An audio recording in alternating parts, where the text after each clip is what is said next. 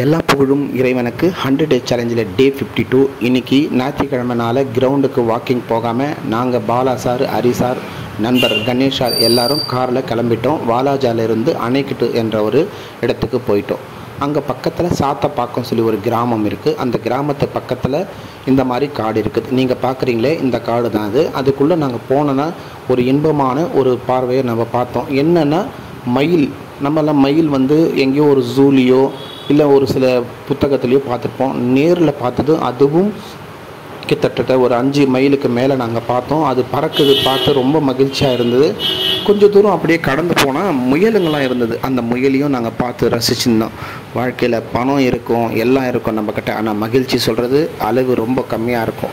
So இந்த மாதிரி வாரத்தில் ஒரு நாள் நண்பர்களோடு சேர்ந்து நாங்கள் என்ஜாய் பண்ணுறதப்போ எங்களுடைய மன அழுத்தம், எங்களுடைய சோகங்கள், எங்களுடைய கஷ்டங்கள் அப்படியே பறந்து போயிடுதுங்க. வாழ்க்கையில் எல்லோரும் நம்ம மிஸ் பண்ணக்கூடாதுன்னா நண்பர்கள் தான் ஒரு வாழ்க்கைக்கு நம்ம எப்போவுமே ரொம்ப முக்கியமானது. அந்த மாதிரி நண்பர்கள் தான் எனக்கு கிடைச்சிருக்காங்க. பாலா சாரெல்லாம் ரொம்ப என்ஜாய் பண்ணார். அங்கே இருக்கிற ஒரு மாங்காய் மரத்தில் மாங்காய் பறிச்சின்னு ரொம்ப ஒரு இன்ட்ரெஸ்டாக இருந்தது பார்த்துட்டு. ஸோ அங்கெல்லாம் நாங்கள் சுற்றி பார்த்துட்டு, அந்த காடெல்லாம் சுற்றி பார்த்துட்டு, பம்ப் செட்டு, அந்த தென்னை மரம் எல்லாம் பார்த்து ரசிச்சுன்னே வந்துட்டப்போ அந்த அணைக்கட்டுக்கு திருப்பி பாலா சார் என்ன பண்ணார், வீட்டிலேருந்தே பால், அந்த பிஸ்கெட்டு, டீ எல்லாம் கொண்டு வந்தார்.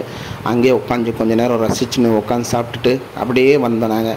வாழ்க்கையில் எல்லாருக்கும் கஷ்டம் இருக்குங்க. கஷ்டம் இல்லாத மனுஷன் எதுவுமே கிடையாது. ப்ளஸ் ஆர் மைனஸ் இருந்தால் தான் வாழ்க்கையில் ஒரு வெளிச்சமும் கிடைக்கும் சொல்லி கேள்விப்பட்டிருப்பீங்க.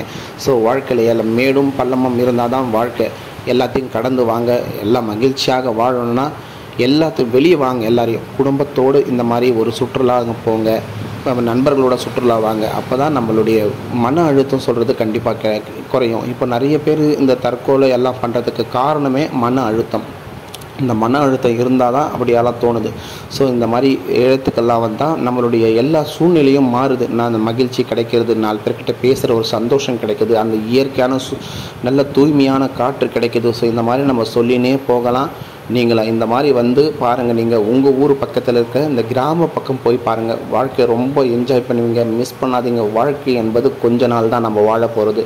இந்த கொஞ்ச நாள் மற்றவங்களுக்கு நம்ம துரோகம் பண்ணாமல் சந்தோஷமாக வாழ்கிறதுக்கு காரணமே இதுதான். ஸோ சந்தோஷம் வேறு எங்கேயும் இல்லை, உங்கள்கிட்ட தான் அந்த சந்தோஷமே இருக்குது. சந்தோஷத்தோடு வாழணும்னா என்ன பண்ணணும், எல்லாத்தையும் விட்டு கொடுக்கணும். விட்டு கொடுக்குறவன் கெட்டு போவதில்லை சொல்லி நபிகள் நாயகம் சொல்லியிருக்கிறார். ஸோ வாழ்க்கையில் எந்த ஒரு பிரச்சனை இருந்தாலும் அதற்கு எதிர்ப்பு தீர்வு கண்டிப்பாக இருக்கும்.